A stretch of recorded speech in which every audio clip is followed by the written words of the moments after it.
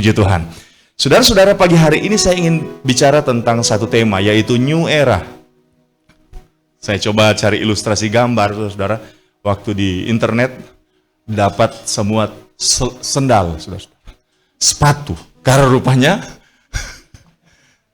ini merek sepatu, merek sendal, New Era. Ini maksud saya, saudara-saudara, ini istilah bahasa Sanger yang artinya era baru.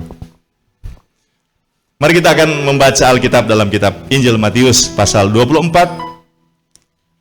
Injil Matius pasal 24. Kita akan baca ayat 3 sampai ayat 14. Saudara-saudara, mari kita berdiri, kita hormati pembacaan firman. Ketika Yesus duduk di atas bukit Zaitun, datanglah murid-muridnya kepadanya untuk bercakap-cakap sendirian dengan dia. Kata mereka, "Katakanlah kepada kami, bila manakah itu akan terjadi dan apakah tanda kedatanganmu dan tanda kesudahan dunia?" Jawab Yesus kepada mereka, "Waspadalah, supaya jangan ada orang yang menyesatkan kamu.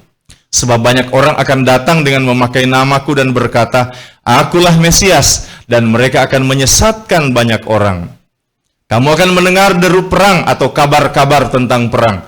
Namun berawas-awaslah, jangan kamu gelisah, sebab semuanya itu harus terjadi, tetapi itu belum kesudahannya. Sebab bangsa akan bangkit melawan bangsa, dan kerajaan melawan kerajaan. Akan ada kelaparan dan gempa bumi di berbagai tempat. Akan tetapi semuanya itu barulah permulaan penderitaan menjelang zaman baru.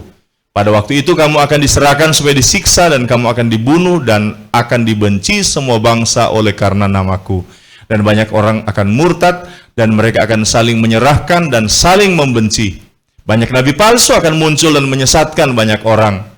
Dan karena makin bertambahnya kedurhakaan, maka kasih kebanyakan orang akan menjadi dingin. Tetapi orang yang bertahan sampai pada kesudahannya akan selamat. Dan Injil kerajaan ini akan diberitakan di seluruh dunia, menjadi kesaksian bagi semua bangsa. Sesudah itu, barulah tiba kesudahannya." Puji Tuhan, disilahkan duduk. Jadi sekali lagi, tema kita pada pagi hari ini ialah New Era atau era baru.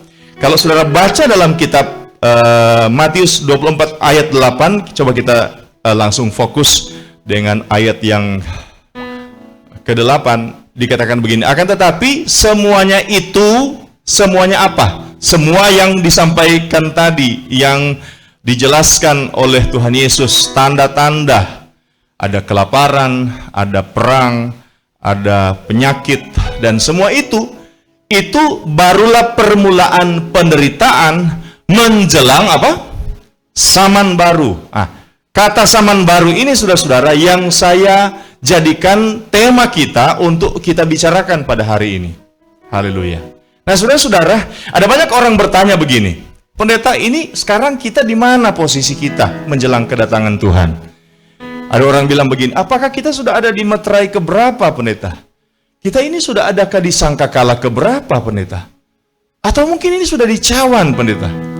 Ini sudah di posisi mana kita?" Nah, saya mau sampaikan, saudara-saudara, mengacu pada apa yang Tuhan Yesus sampaikan, kita ini ada pada satu masa, pada satu periode waktu. Ini bukan sebuah titik, saudara-saudara, tetapi sebuah periode. Kita akan memasuki apa yang disebut oleh Tuhan Yesus sendiri dalam Injil Matius 24 ayat 8 sebagai zaman baru atau New Era. Zaman baru itu apa? Nanti saya jelaskan sebentar, saudara-saudara. Jadi, saudara-saudara, ada zaman macam-macam zaman, saudara-saudara. Kalau saudara baca Alkitab, ada banyak hal, ada banyak nama-nama yang Tuhan Yesus katakan berkaitan dengan zaman. Tetapi saudara-saudara, sampai pada masa sekarang, kita ada di zaman yang perjalanan waktu pada umumnya. Nah, sekarang kita akan masuk pada akhir zaman. Nah, akhir zaman itu, saudara-saudara, di mana kita akan masuk pada satu periode di mana akhir dari akhir zaman. Nah, sebelum kedatangan Tuhan Yesus, saudara-saudara, maka kita akan masuk pada satu zaman yang disebut sebagai zaman baru. Jadi, sebelum Tuhan Yesus akan datang di kali yang kedua, kita akan masuk di yang disebut apa? Zaman baru.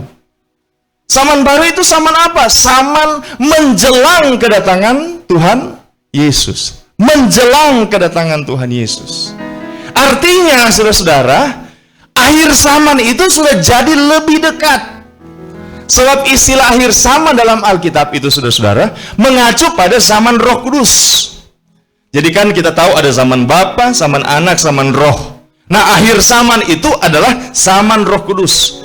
Dan ketika Tuhan Yesus akan datang, kita ada di satu zaman yang disebut zaman baru, yang sudah tidak lama lagi Tuhan Yesus akan datang. Amin, saudara-saudara. Nah, untuk masuk ke zaman ini, Bapak Ibu Saudara sekalian, untuk masuk ke zaman baru ini, maka Alkitab katakan bahwa akan ada tanda-tanda. Menarik dalam ayat yang ke-8, ayat yang ke-8 dikatakan begini, saudara-saudara. Akan tetapi semuanya itu barulah penderitaan menjelang zaman baru.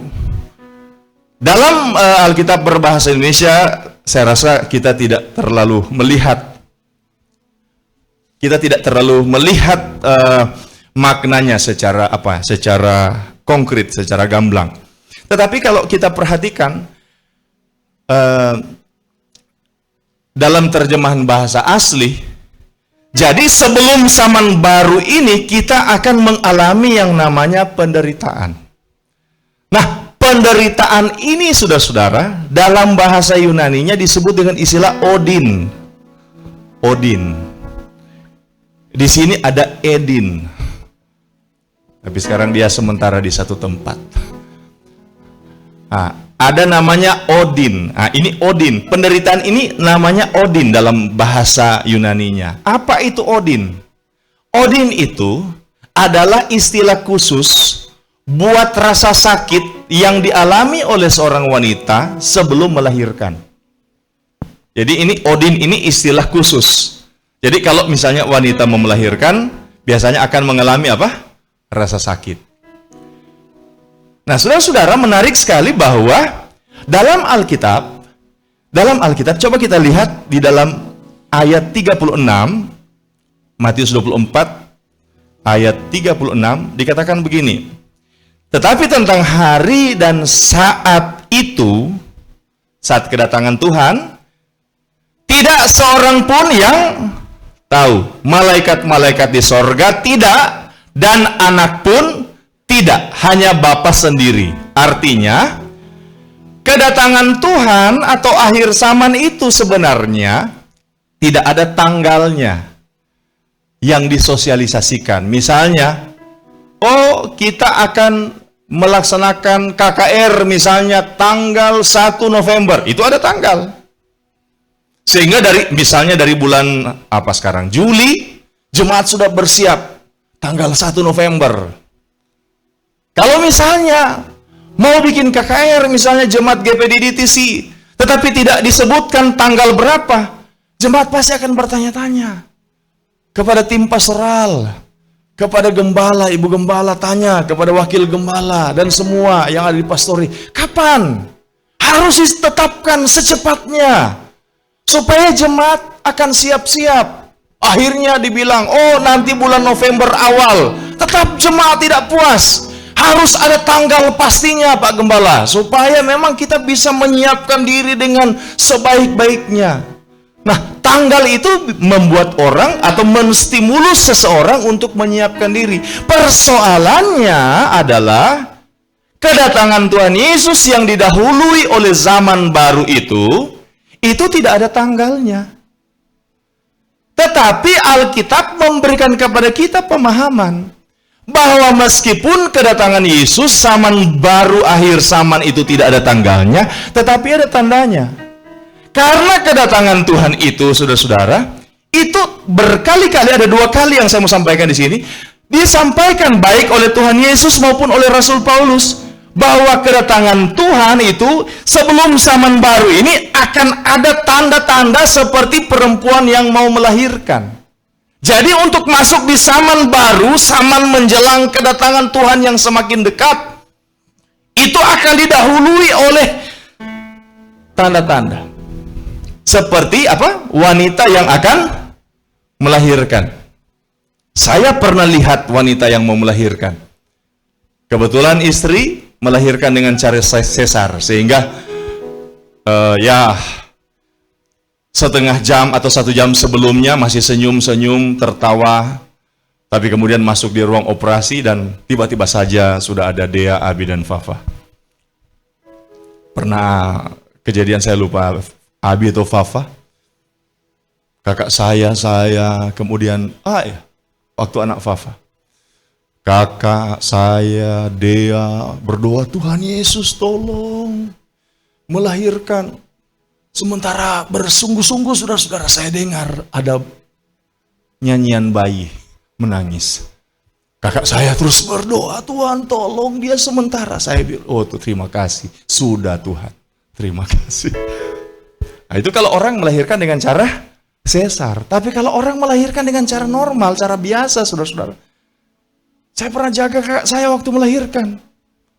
Saya ketakutan, saya kebingungan. Saya bilang, suster ini sudah.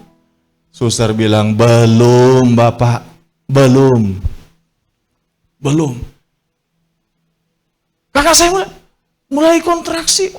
Suster, belum Bapak. Nanti setelah kontraksinya sudah sangat sering dan sudah tidak lagi sesuai dengan pola. Ibu-ibu pasti tahu ini ya. Kalau bapak-bapak mungkin tidak ada pengalaman ya, Burkia juga belum pernah mengalami hal itu. Ya kan? Kalau sudah dekat tidak ada pola, sudah cepat sekali. Saudara-saudara, kita disampaikan oleh Tuhan Yesus, disampaikan Rasul Paulus bahwa untuk masuk di zaman baru, ini polanya seperti wanita mau melahirkan. Ada ayatnya di Rasul Paulus? Ada. Coba kita lihat. 1 Tesalonika pasal 5 ayat 3. Apabila mereka mengatakan semuanya damai dan aman, maka tiba-tiba mereka ditimpa oleh kebinasaan. Seperti apa? Seorang perempuan yang hamil ditimpa oleh sakit bersalin. Jadi kalau saya pakai apa ya? Kalau saya pakai mungkin seperti apa? Seperti alur kronologis. Di sini kedatangan Tuhan Yesus. Di sini. Kemudian sebelum kedatangan Tuhan Yesus kan, di sini ada antikris. Jadi saudara-saudara, saya beberapa waktu lalu dikasih video tentang tanda antikris. Dan di awal-awal penjelasannya sangat logis, sangat masuk akal. Tapi kemudian dia katakan, oh jangan sampai ini antikris sudah ada, tanda antikris sudah ada. Dan Isa itu akan datang 200-300 tahun. Saudara-saudara, bukan seperti itu. Tidak seperti itu. Kalau antikris berkuasa, Tuhan Yesus tidak lama lagi akan datang. Haleluya. Jangan takutlah dengan antikris. Amin. Sebab kita tidak akan alami masa antikris itu. Asal kita apa? Setia. Katakan setia. Setia. Iya. Aduh, jangan takut. Seperti kata guru sekolah minggu saya, nanti akan diiris-iris dengan pisau. Karena konteksnya orang Sangir, guru sekolah minggu saya. Akan diberikan lemong ikang. Wah. Ini karena konteksnya nelayan. Jadi pakai penganiayaan seperti konteks nelayan. Jangan takut. Jadi kedatangan Tuhan, antikris. Nah, antikris ini saudara-saudara, ini di zaman baru, tetapi puncak dari zaman baru itu antikris. Puncaknya 3,5 tahun, puncaknya. Nah, untuk sampai di zaman baru ini, kata Tuhan, ini seperti ada tandanya. Seperti orang sakit bersalin. Orang sakit bersalin. Jadi pada awalnya mungkin setiap 1 jam. Ibu-ibu, tolong klarifikasi kalau saya salah. Cici lebih tahu ini. 1 jam, aduh. Kemudian, tiap setengah jam. Tapi, menjelang sudah mau melahirkan, ini polanya sudah tidak teratur, betul ya? Bahkan sakitnya sudah semakin kuat. Waktunya semakin tidak teratur, sakitnya semakin. semakin hebat. Dan semua sakit sudah mulai, sakit pinggang. Suster bilang, Pak Pendeta, orang kalau mau melahirkan itu, satu tandanya, apa suster? Kalau mukanya sudah busuk-busuk. Itu kata suster, saya masih ingat. Nah, orang yang mau melahirkan itu katanya seperti itulah tanda masuk di zaman baru. Dan seperti itulah tanda akan kedatangan Tuhan Yesus. Jadi sebelum sampai di zaman baru akan ada tanda. Kemudian waktu Tuhan Yesus akan datang juga di zaman baru itu sambil menunggu Yesus akan datang ada tandanya juga. Saya sementara bicara tanda memasuki zaman baru sebab kita belum sampai di sana. Haleluya. Sudah paham ini? Jadi bicara tentang tanda untuk masuk di zaman baru. Apa tanda-tandanya? Saudara-saudara, Alkitab menyampaikan beberapa tanda.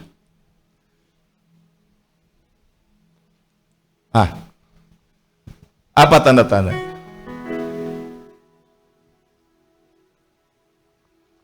Kelaparan, penyakit sampar. Ini COVID kan penyakit sampar. Sudah perhatikan? Oh, ini penyakit sampar, ini penyakit menular itu. Sudah perhatikan? Ini penyakit sampar ini, SARS, MERS, ini jangka waktunya semakin dekat. Semakin semakin muncul dengan luar biasa. Kemudian kelaparan. Kelaparan sekarang saudara-saudara bukan hanya muncul karena kekeringan, tetapi banyak alasan. Saudara-saudara, menarik sekali, 5 negara yang diprediksi oleh FAO untuk PBB yang mengatur masalah pangan, FAO. 5 negara yang akan masuk di kelaparan. Itu salah satunya adalah negara dengan cadangan minyak terbesar di dunia. Venezuela. Ini negara yang cadangan minyak terbesar. Bukan Arab Saudi, saudara. Arab itu kalah jauh dengan Venezuela. Ya karena krisis ekonomi, krisis moneter yang ada di Venezuela. Panjanglah kalau mau dijelaskan. Dan saya juga tidak terlalu ahli untuk menjelaskan. Jadi penyebab kelaparan sudah banyak sekali sebabnya. Bisa karena perang, bisa karena kesalahan pengelolaan ekonomi, bisa karena kekeringan. Dan saudara-saudara, saya baca beberapa literatur agak terbatas saudara-saudara untuk menyampaikan di gereja. Ini bumi, cadangan minyak kan sudah mau habis, cadangan minyak fosil. Sehingga saudara-saudara, bagaimana supaya bumi mendapatkan energi? 2 alternatif. Biofuel. Energi dari minyak yang sawit itu, yang dari tumbuhan. Dan juga energi dari dari matahari atau air dan sebagainya.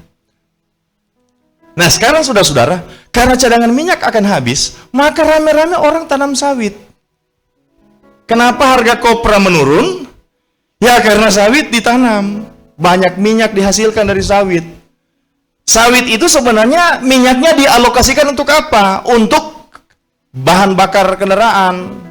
Tetapi karena kendaraan yang menggunakan minyak seperti ini, saudara-saudara, masih belum diproduksi secara massal, akhirnya minyak tersebut digunakan untuk menggoreng. Dan karena digunakan untuk menggoreng, maka dia ambil jatah kopra. Itu katanya, itu penjelasannya. Nah, karena banyak lahan sudah ditanam sawit untuk memenuhi kebutuhan energi, maka lahan-lahan yang dulunya ditanam untuk bahan makanan, sekarang udah untuk sawit, untuk keperluan energi. Jadi saudara-saudara, kompleks ini sehingga saudara-saudara, Tuhan Yesus katakan, manusia akan mengalami kelaparan. Saya kembali ke penyakit tadi. Penyakit menular kan saudara-saudara, sepertinya muncul secara cepat, kita kenal dengan istilah flu burung, muncul flu babi, muncul SARS, MERS, sekarang COVID-19. Tadi pagi saya katakan begini, solusinya apa? Solusinya bikin vaksin. Vaksin itu 1,5 tahun baru bisa keluar secara resmi, paling cepat 1 tahun. Selesai dibuat vaksin COVID-19, muncul COVID-20.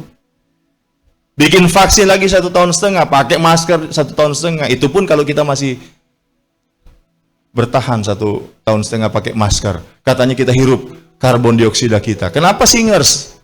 Ya, dibebaskan tidak pakai masker. Ya, karena singers menyanyi terus. Kalau jemaat kan, kalau dia, orang Manado bilang hosa habis nafas, boleh terkesan menyanyi tetapi tidak. Kalau singers kan harus menyanyi terus. Saya tidak mau ambil resiko, jangan sampai singers tiba-tiba rubuh di depan karena kehabisan oksigen. Ini penyakit muncul. Kemudian gempa bumi. 2017 ke atas terjadi lonjakan gempa bumi. 2018 meningkat sangat tajam sampai sekarang. Lonjakan gempa bumi. Kemudian masalah perang. Itu kan Alkitab bilang, oh pendeta dari dulu perang dunia 1, perang dunia 2. Ya namanya perang dunia. Tetapi saudara perhatikan, perang dunia 1, perang dunia 2 itu tidak melibatkan semua orang. Tetapi perang dunia 3, saudara-saudara. Perang dunia 2 misalnya Jepang, Amerika, Rusia, apalagi Eropa. Tapi kalau perang dunia 3, saudara-saudara, negara-negara Asia, negara-negara Arab, semenanjung Korea, Eropa.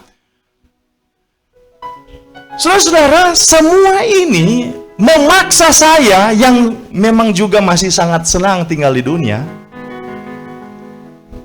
memaksa saya sebagai hamba Tuhan yang juga masih menikmati dunia ini.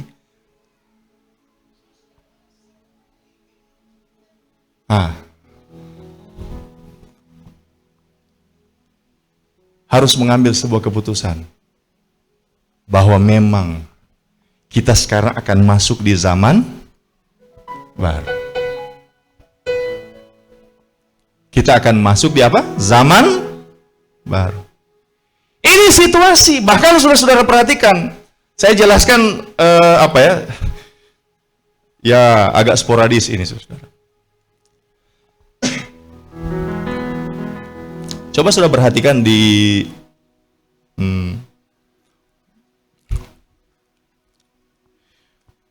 ayat 14, Matius 24 ayat 14. Matius 24 ayat 14. Dan Injil kerajaan ini akan diberitakan di mana? Di mana? Seluruh dunia, menjadi kesaksian bagi semua bangsa. Sesudah itu, sesudah apa? Sesudah diberitakan ke seluruh dunia, menjadi kesaksian bagi semua bangsa. Sesudah itu barulah tiba apa? Kesudahannya. Artinya kalau Injil belum disampaikan ke semua orang, belum. Salah satu tanda bahwa Injil akan disampaikan ke seluruh dunia. Saudara-saudara, bagaimana caranya Injil disampaikan ke seluruh dunia? Bagaimana caranya Injil sampai ke daerah-daerah terpencil? Bagaimana caranya Injil bisa masuk ke daerah-daerah yang memang menutup diri terhadap kekristenan? Caranya ya apa? Internet. Saya nonton sebuah acara, sebuah program televisi. Program itu selalu mengangkat orang-orang yang hidup terasing. Dan ada satu bapak tinggal di pulau Greenland ya, yang di dekat Arktik sana, Greenland, dekat Antartika. Tetapi dia bukan tinggal di Greenland. Dia tinggal di salah satu pulau yang ada di dekat Greenland. Dan di pulau itu hanya dia sendiri. Dan saudara-saudara, dia yang tinggal terasing itu masih bisa berinteraksi dengan dunia luar. Dia bisa baca berita, dia bisa berkomunikasi dengan teman-temannya. Pakai apa? Internet, wifi. Karena itu saudara-saudara, kalau saudara lihat di bagian tengah, di sini, ini sebenarnya tidak terlalu jelas. Tapi ini bicara tentang apa? Internet. Wifi, ini wifi. Semua terhubung oleh sistem cloud system ini. Saudara-saudara, ya sulit mau jelaskan sebab kita juga banyak yang masih awam. Istri saya tanya, lapar Pak? Iyo, nyandak memasak. Suka makan capcay? Suka. Wah, istri saya bisa bikin capcay, saudara-saudara, tanpa sayur, tanpa bumbu, tanpa memanas, tanpa pakai kompor. Hanya dengan satu jari telunjuk. 15 menit kemudian, ada yang telepon. Capcay sudah tersedia. Wah, hebat. Star Generation School. Nah, ini promosi ini, saudara-saudara. Ini mau bikin pembelajaran bagaimana? Wah. Pembelajaran online. Saudara-saudara, unik. Star Generation School, kalau Tuhan berkenan dan disetujui oleh Pastor Dev sebagai pengelolanya, hari ini atau tahun ajaran ini akan mendapatkan 2 siswa dari Pulau Sumatera.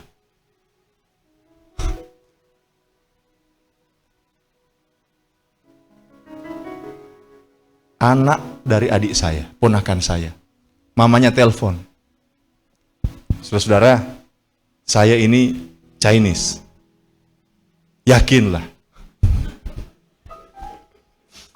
Ketemu dengan ada satu bapak, dia bilang begini, dia bilang hanya seseledi katanya kelihatan Chinese. Kalau saya tidak kelihatan Chinese.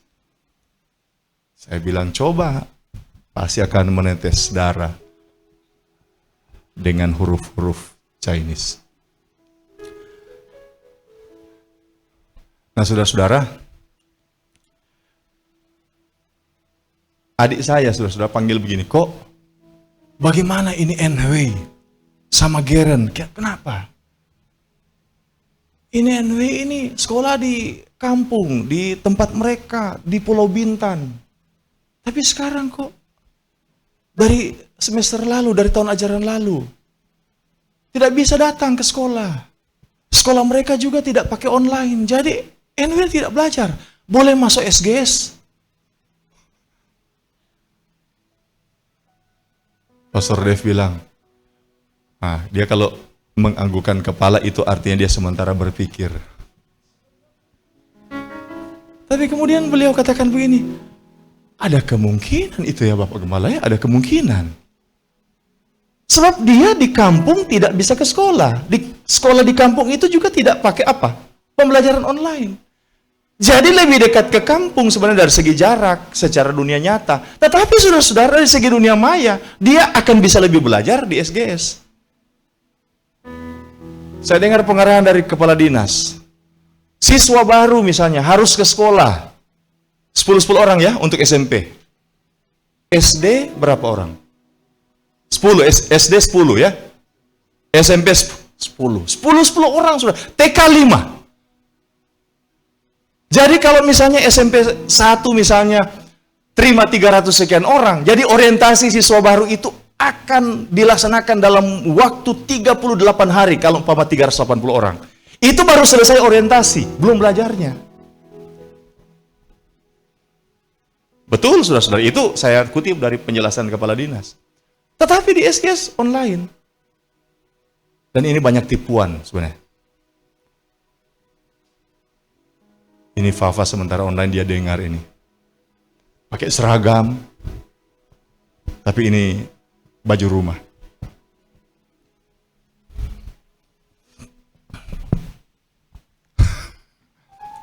Tetapi intinya belajar. Iya kan saudara? Belajar. Kenapa internet? Ini memudahkan kita. Memudahkan kita. Pekabaran Injil lewat internet. Sudah tahu program live streaming GPD DTC? Ada yang, dari sini hadir, dari Kalimantan, dari Pulau Jawa, dari Singapura hadir, dari Sumatera hadir.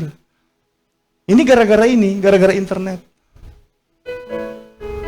Entah kenapa Bapak Ibu Saudara sekalian, entah kenapa.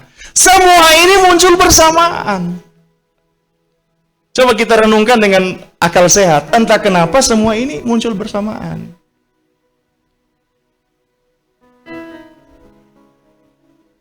ini muncul. Dan seperti saya katakan tadi, orang kalau melahirkan masih jauh, ya satu tanda reda. Tapi ini saudara-saudara, perang ditantang berapa titik. Semenanjung Korea panas, Asia Barat panas, Teluk Persia panas, Amerika panas, Rusia panas, Ukraina panas.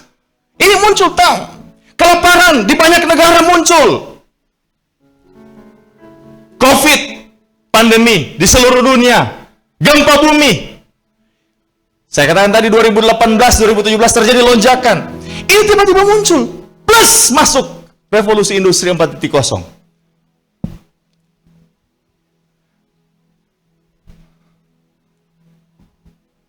Dunia ini, saudara-saudara, menurut ilmuwan, bukanlah dunia yang aman untuk ditinggali. Ini semi umur 32 tahun. Elon Musk ya, Elon Musk. Dia pemilik perusahaan Tesla, mobil listrik. Yang bergerak di mobil listrik dan banyak usaha lain. Saudara-saudara, saya baca. Sementara banyak orang sekarang kekayaannya menurun. Si Elon Musk ini mengalami kenaikan kekayaan yang luar biasa spektakuler. Kenapa?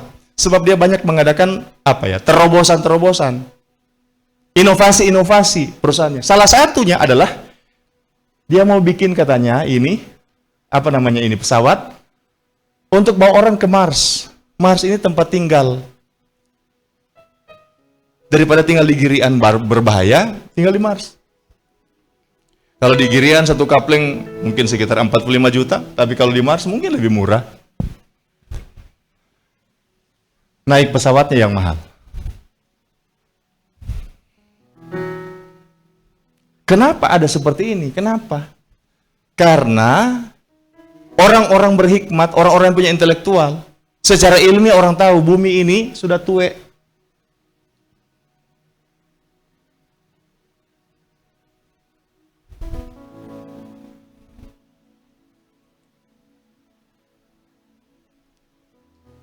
Ada yang kenal?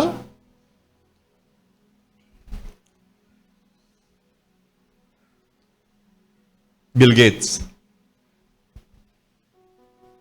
Dia prediksi adanya pandemi 5 tahun lalu atau 10 tahun lalu, saya kurang tahu. Dan kemudian dia usulkan vaksin. Orang yang sudah divaksin diberikan penanda khusus seperti tato, pakai RFID, pakai teknologi RFID, taruh di tangan atau di dahi. Masalah apa? Masalah praktis, masalah efisiensi saja. Kalau misalnya pemeriksaan kesehatan kan lebih gampang pakai tangan atau dahi. Sulit kan saudara-saudara pakai perut. Tangan, dahi lebih mudah. Nah. Kenapa bisa muncul sekarang desas-desus seperti ini? Kenapa? Kita harus pikirkan kenapa. Lepas dari benar tidaknya ini tanda antikris. Tetapi saudara, kenapa dia muncul sekarang? Kenapa muncul hunian baru di Mars sekarang? Kenapa ini semua ini muncul seperti bersamaan? Nah, saya mau sampaikan kembali lagi. Tanda masuk zaman baru adalah seperti seorang wanita mau melahirkan. Ini muncul dengan pola yang tidak teratur, tetapi secara simultan dia mulai terjadi. Kemudian secara cepat, frekuensinya semakin cepat, bukan semakin sering. Ini yang terjadi, saudara-saudara. Sehingga saya mau sampaikan anak-anak Tuhan, saya katakan tadi, saya pendeta yang masih juga menikmati indahnya dunia ini. Dengan semua visi, semua rencana. Dengan semua harapan. Tetapi ini menyadarkan saya bahwa kita sekarang mau masuk di zaman baru. Haleluya.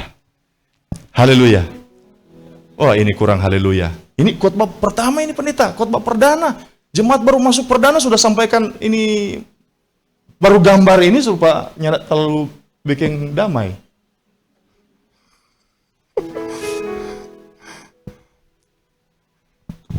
Sekarang saya mau sampaikan secara cepat versi damainya. Ayat 25, Matius 24. Ayat 25. Kita baca sama-sama, 2, 3. Camkanlah, aku sudah mengatakannya terlebih dahulu kepadamu. Camkan, perhatikan, aku sudah mengatakannya terlebih dahulu kepadamu. Kenapa harus perhatikan? Kenapa harus camkan? Kenapa harus, kalau istilah dulu, garis bawahi? Supaya kita memiliki sikap yang benar.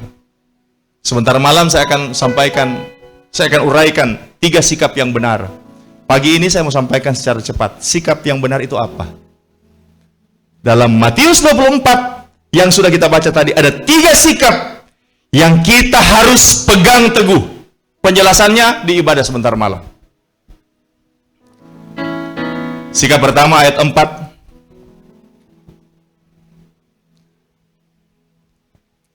Kita baca sama-sama, 2, 3. Jawab Yesus kepada mereka, waspadalah supaya jangan ada orang yang menyesatkan kamu. Sikap pertama anak-anak Tuhan, waspada. Saudara-saudara, saya uraikan di belajar Alkitab dari rumah ya, Pastor Dev, hari Selasa. Apa itu sikap waspada? Bangkit, dan kemudian perhatikan sekeliling. Anak-anak Tuhan harus bangkit, perhatikan sekeliling, itu waspada. Waspada. Sikap yang kedua, ayat 6.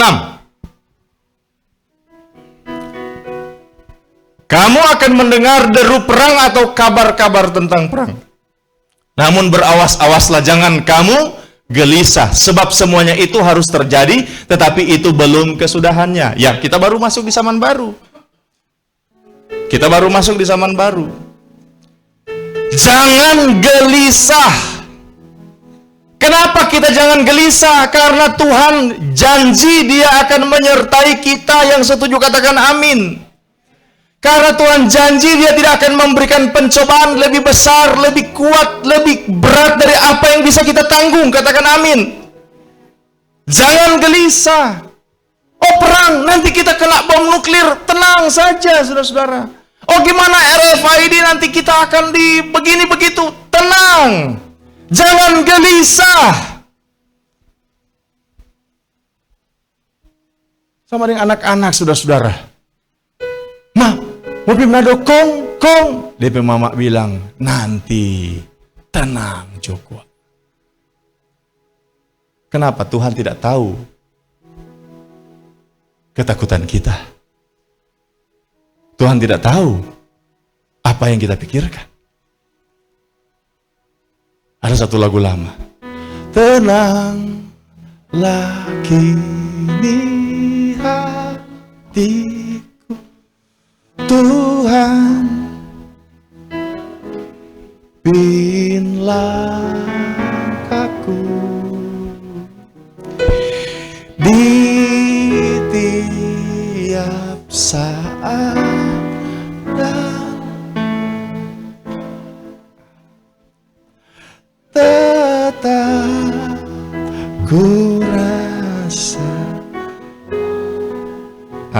Puji Tuhan. Jangan gelisah. Ayat 13 terakhir. Jadi sekali lagi sikap ini nanti akan saya uraikan sebentar. Kita baca sama-sama, 2, 3. Tetapi orang yang bertahan sampai pada kesudahannya akan selamat. Waspada, jangan gelisah, bertahan. Sama-sama, 2, 3. Waspada, jangan gelisah, bertahan. Anak-anak Tuhan, kita akan masuk dalam zaman baru. Tanda-tanda ini begitu nyata. Kita akan masuk di zaman baru. Waspada, jangan gelisah, tetap bertahan. Amin. Puji Tuhan. Haleluya. Kita nyanyikan lagu tadi. Tenanglah kini. Mari teman-teman tim pastoral. Pimpin langkahku di tiap saat dan tetap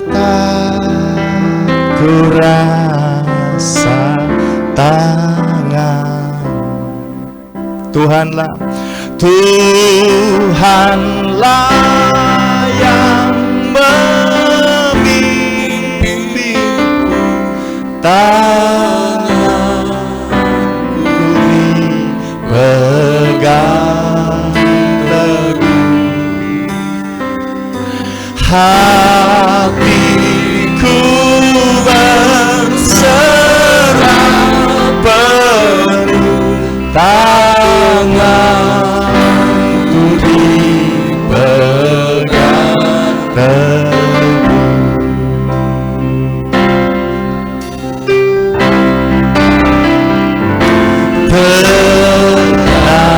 Tenanglah kini hatiku, Tuhan memimpin langkahku di tiap saat dan kerja,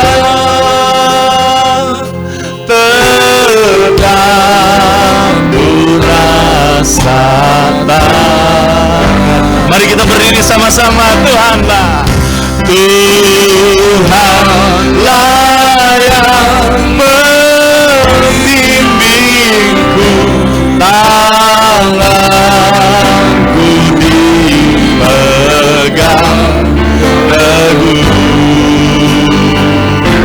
hatiku berserah penuh, tanganku dipegang teguh. Dari awal saudara-saudara, saya minta singer saja menyanyi. Haleluya. Tenanglah kini hatiku, Tuhan memimpin langkahku di tiap saat dan kerja, tetap ku rasakan. Dari awal singer saja.